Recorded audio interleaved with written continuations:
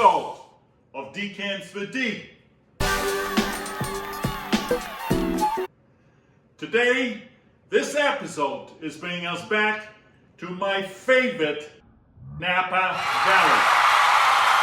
I am Dietmar Osterman.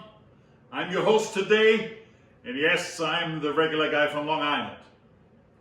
Napa Valley. Napa Valley.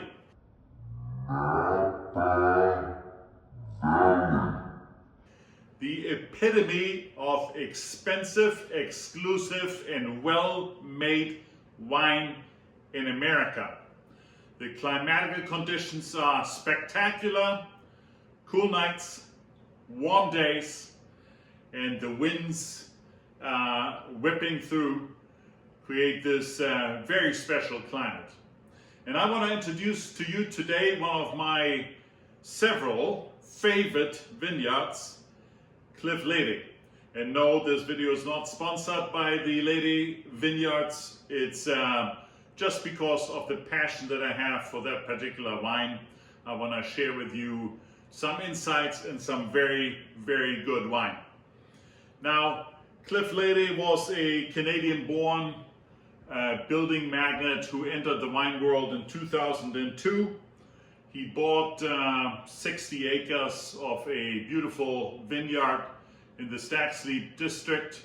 He hired David Brewer, which is one of the best viticulturists in Napa Valley, to replant the vineyard. And then he built this very impressive high-tech winery in 2005 in the beautiful visitor center. This is the visitor center with a big heart in the courtyard, which now is becoming more and more famous. Cliff Lede also had another passion, and that was classic rock. The Grateful Dead and many others. So that is why you find that many of his wine blocks are named after important songs. And very famous is Cliff Lede's Rock Block series. So for instance, today we will testing the wine called Soulfire. But he also has a wine that is called Scarlet Love, or Moon Fantasy, or Stardust Heaven. And every parcel is named after a famous song. And the Vineyard showroom is full of classic rock materials, almost like a classic rock museum, in addition to being a great vineyard. I have here displayed a number of the different beautiful Cabernet Sauvignons that Cliff Lede produces. So for instance, there is now a vineyard, well, this is a wine that is actually blended more like a Bordeaux style right bank wine, called High Fidelity. I like this a lot as well. Here we have the Diamond Mountain Cabernet from a hillside vineyard. Over here is the Stacks Leap district. So this is the original vineyard that he purchased in 2002. And then over here specifically are the legendary rare, you see this by these handwriting of the labels. This is the Beckstoffer to Cologne. Probably the best Cabernet wine that Cliff Lede produces. This 2016 Beckstoffer to Cologne was rated 95 points by Wine Spectator. And here is the legendary Poetry.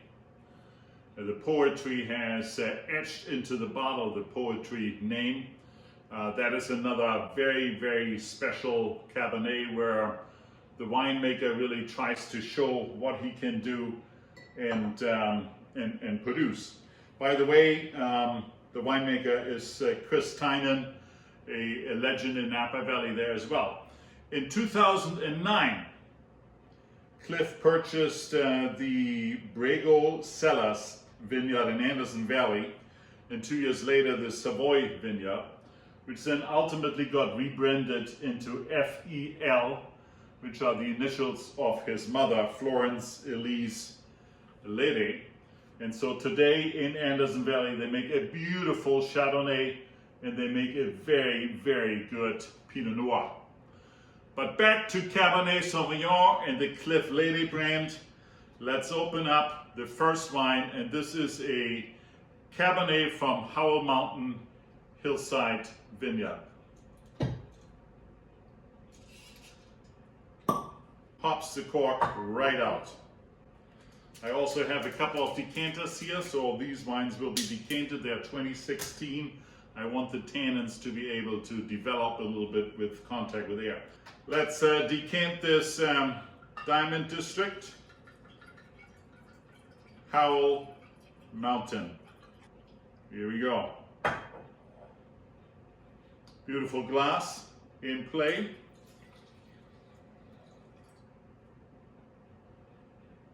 What do we see? The wine is incredible. Ruby red dark, no see-through, spectacular legs in the glass of the wine, indicating high sugar, high alcohol content. In fact, most of the Cliff Lede Cabernets are 15.2% alcohol. So a beautiful looking wine in the glass. Let's give it a sniffy sniff. Not in your face, it's elegant in the back. Berries, red and blackberries. Very good aromas. It's a beautiful nose. Let's give it a whirl.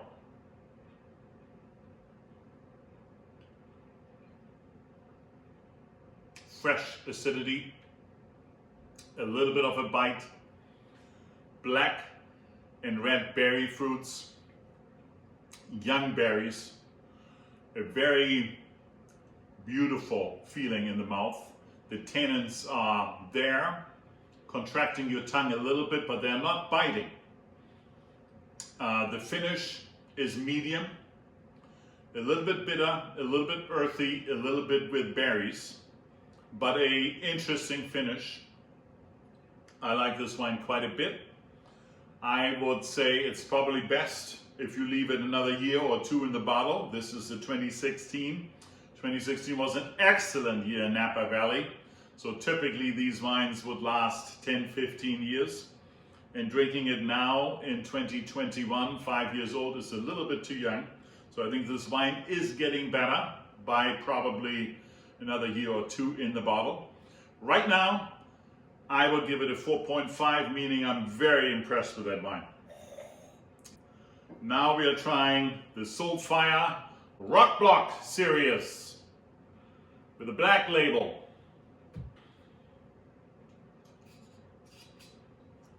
There we go. Okay, second decanter is on hand.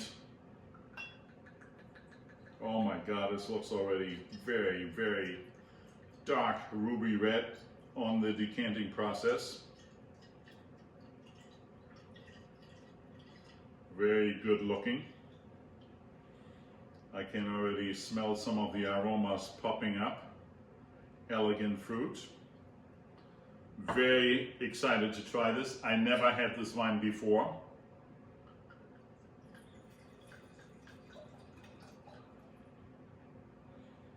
Okay, what do we see? Color-wise, dark ruby red, almost even darker than the previous wine, the Howell Mountain District wine, but very hard to differentiate, almost identical in color, maybe a tick darker. The lines are as beautiful as the lines were before in the Howell Mountain wine. Let's give it a sniffy sniff.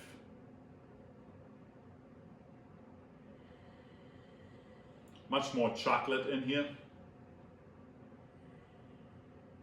It's again not overpowering. It's a subdued in the background aroma coming out of here.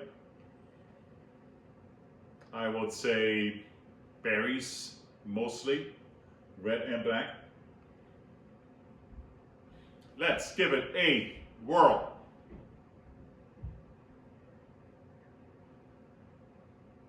Beautiful. This wine is so balanced. Still has a little bit of an acidity bite. I like it. That is not a bad feeling, this acidity bite. It makes the wine fresh. On the palate, a little bit of tannins, maybe a tick more than the Howell Mountain. I'd say again, this wine is probably best to be enjoyed in 2 years from now, maybe 2023, but very approachable, very drinkable already. The finish is medium, loaded with berries, and maybe I detect also some dark red cherries. And it does have a little bit of a chocolate feel to it. And the tannins are present in the mouth, but not overbearing. Finish is a little bit shorter than expected, but overall extremely pleasant experience. Both wines I rate 4.5. I would definitely buy both wines again. They don't come cheap. The Howell Mountain is $95, and I think the Rock Block Series Soulfire sells for about $120. They're not easily accessible. You almost have to write to the vineyard and get them shipped to you, or you have to become a club member.